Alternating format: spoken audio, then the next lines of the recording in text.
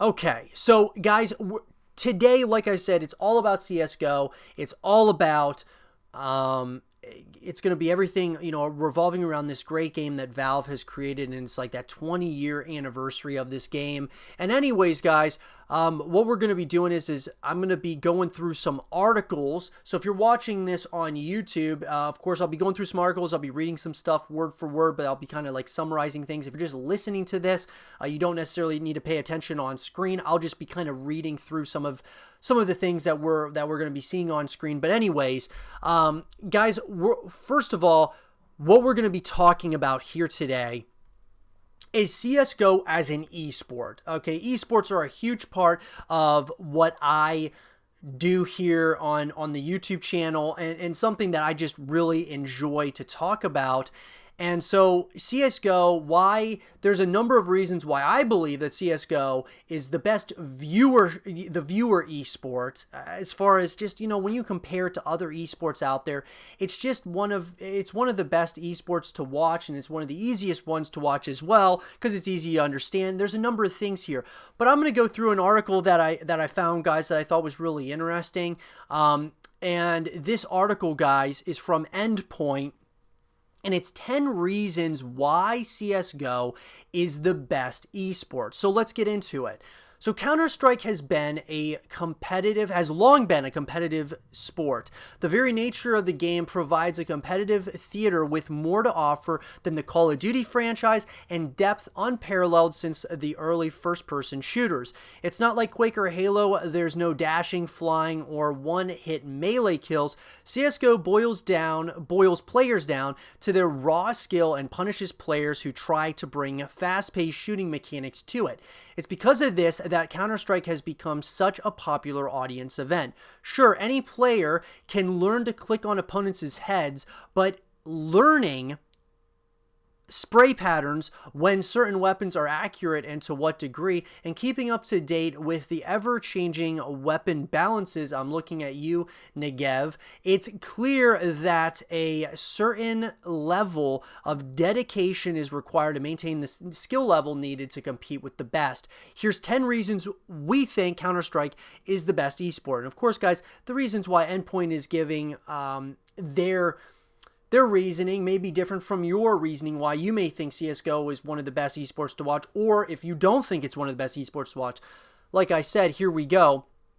Number one is it's easy to understand. I can't agree with this even more. It's a very easy game to understand. Sure, learning the in and outs of the in-game economy can take a little getting used to, but even people who have never played a video game can appreciate well-placed scout headshots. If you throw an esports newcomer into a League of Legends tournament, there's far too much going on to understand. The minimap is confusing, killing minions might not be clear, and team fights are a general cluster of lights and noise. With CS, you get what it says on the tin, a shooting game.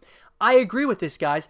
There's a lot of games out there that I feel, CS, even though I feel the economy is confusing to get used to at first, I will say that it is very easy to understand. I look at Call of Duty as another game that feels very easy to understand, simply because there's not even an economy with Call of Duty. Now, the only difference is that there's multiple game modes in Call of Duty. I'd also say Gears of War is another game in which is pretty easy to understand. You just capture the rings, or you got to capture the rings in different strategies in order to do that. And then, of course, there's power weapons that are placed on the map. So relatively easy to understand as well. But CS certainly is an easy game to understand.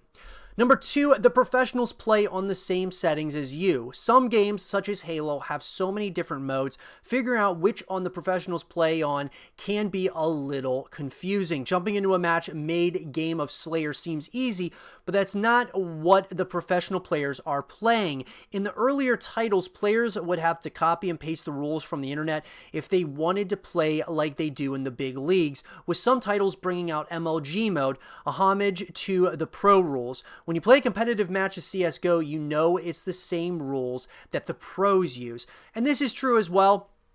I find it it's relatively easy to figure out what the professionals play on just because of the internet as a whole. I mean, I think it's very easy to see what the professionals, like what kind of settings they use, whether you're talking about Fortnite or COD or, whatever game it is that the pros are playing on. It's pretty easy to find out what the settings are. But overall, I agree with this, with this statement. Number 3, it's downright exciting. There's no denying that seeing your favorite team clutch a 1v3 is akin to riding a white knuckle roller coaster. You can't help but encourage the players verbally as your heart rate increases tenfold. Everything about the game is exhilarating by design, from pistol rounds to full buys. This is true. I mean, this is very, I definitely agree with this. It's very exciting. I'm not going to say that there are moments where CSGO is the most exciting esport, but then there's also moments where StarCraft 2 is the most exciting, or League of Legends, or, other games. So it's certainly got its exciting moments. There's no denying that. You learn a lot is number 4. Seeing the pros play on your favorite maps allows you to see where they're aiming, what they're buying, and where they throw their grenades. CSGO's grenade mechanic isn't like other games. The player has a lot of control over where they end up, and with so many different types of grenades, special smokes and pop flashes are bound to arise. The Xbox smoke on Dedust 2 is a popular example, allowing terrorists to attack a short with complete visual cover from counter-terrorist snipers at double doors. So you can learn a lot. I gotta say that, there is, with the grenades in CSGO, it's very unique for the game, right? And now we're starting to see with Project A or Project Ares, which is going to be coming out from Riot Games, looks like the grenade system is very similar in that game. Obviously, it's very early in the stages of Project A, but I think that they know that CSGO is definitely doing something right with the grenade system. Number 5 is you can make money. The most expensive weapon skin, the Dragon Lore, is only available from the Cobble case. Cases can be dropped to players if they watch CSGO majors, potentially earning them Steam bucks to spend on games. Free weapon skins for watching your favorite video game? Yes, please. This is pretty cool too. I mean, you can make money off of it. Yeah, it's a pretty neat system that they have in place. I know other games are kind of doing things like if you watch the game, you have an opportunity to get a war chest, or you're able to get certain cosmetic items in game, which is very cool, and this is very true as well. Number 6 is you'll make friends. Watching esports is only made better with a few mates to watch it with. If you've never watched a major with your friends, with some pizza and drinks, you're really missing out. You'll feel like middle-aged men from Burnley watching football at the pub in no time.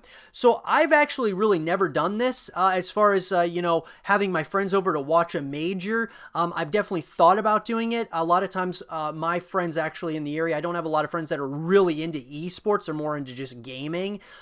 But I would say that this is probably true. I've just never done it myself. Having, people over to watch a major. A lot of times I'll be playing, like the League of Legends, World Championship or something on my large screen TV, and people will come over and they'll be like, what is this? And you just kind of introduce it to them a little bit. But I've never really had anyone just sit down and watch a major with me. Would definitely be a pretty cool experience, though, I would think. Number 7, there's a huge following. Millions of people tune into the big CSGO tournaments on Twitch or the CSGO client. Simply going to the Counter-Strike Global Offensive subreddit will show you just how big this following is, with hundreds of people discussing the esports scene daily. So yeah, there is a massive following. I will definitely give them that. One thing that they are doing right with CSGO is they have a cult following of people that really enjoy the game, and we're seeing massive viewership with CSGO. I mean, it's probably second or third to League of Legends and Dota as far as one of the biggest esports, or just biggest games in the world. I would also probably say, Fortnite is up there too, but it is a massive game with a massive fan base and following. I just think that sometimes The one issue that CSGO does have is a little bit of oversaturation in esports, which we'll talk about here later. Number 8, it's always getting better. With bigger arenas each year, higher budgets, and experience from the production teams, the majors have matured a lot since the Counter-Strike Source days. Casters keep the show alive with analysts breaking down the matches and creating memes. The show is perfect for everyone to watch, old or new to the game. So yeah, I mean, it feels like it is. It's getting bigger and bigger. I don't know if it's necessarily getting better and better. I mean, of course, with time, you're expecting it to get better and better. But I think with some of the things that CSGO is doing, like oversaturating the esport market of CSGO, is kind of hurting it a little bit. It's kind of similar to that of UFC. Feels like they're doing way too many UFC tournaments nowadays, or matches or fighting, matches every week or so. And it feels like the same thing's going on with CSGO. They're just doing a lot of that. But overall, it is getting better. It's just, I think that they need to kind of flesh out some maybe new ideas that may help them, continue to find ground, and maybe franchising down the road would be something that would be smart. So there's more of a structure, regular season, playoffs, championship. I think that would be pretty cool. But nonetheless, it is seemingly getting better and better. Number 9 is finding a team to win. Finding a team to support is fun. Local UK teams have been a bit of a joke in CS history, but in recent years, British teams have been making a huge breakthrough. Most people support international teams from America or Europe, but finding a team based in the United Kingdom has never been easier than it is today. Rocking merch at gaming conventions is always a fun way to interact with other fans of the same organizations or rivals. So I do overall agree with this. It is fun to support a team for sure. I mean, I know I certainly have my teams that I like to see win or such. But that's the one thing, guys, that I think distinguishes what esports is right now in CS:GO and what could be with franchising is like city-based teams. And I think that's something that really, if there was a team that was near my city, I would probably be very much so wanting to cheer for that team because it's in my city. It's my city's team. And so that's the one thing about, franchising versus what it is now. It is fun to cheer for a team, but a lot of times some of those teams may, that I might cheer for aren't even in the US, which is where I'm from. But yeah, as far as the UK is concerned, having a UK team is really cool for the United Kingdom. And it's cool that they're able to find a team to support as well. That is certainly a really cool thing, and I'm sure over time it's going to get better and better. And then number 10 is it's not confusing anymore. Esports used to be a dumbfounding mass of players and organizations all buying pros and making announcements. If you talk to an older esports fan, they'll tell you how messy it was. In recent years, however, with esports apps updating fans on who's playing who and esports teams releasing articles about player transfers and what they're doing, understanding the game is fun and easy to do. So yeah, I agree with this overall. Yeah, at first it was a lot of just it was a real grind for teams, and it was also I gotta say it was very grindy. It was very Wild West, so to speak, back in the beginning of esports, but now it's kind of getting a little bit more structured. And like I said, franchising once again makes it more and more structured, but that's a discussion for another day. But anyways, guys, yeah, so that's kind of, our first topic here for, of the podcast here. I'd love to hear from you guys. What do you guys think about, CSGO esports, and what do you guys think distinguishes it from other esports? Do you think it's the best esport to watch, or do you think it's one of the best? What do you guys think? I'd love to hear from you guys in the comment section below about that. And now on to our second part of the podcast, talking about Operation 9.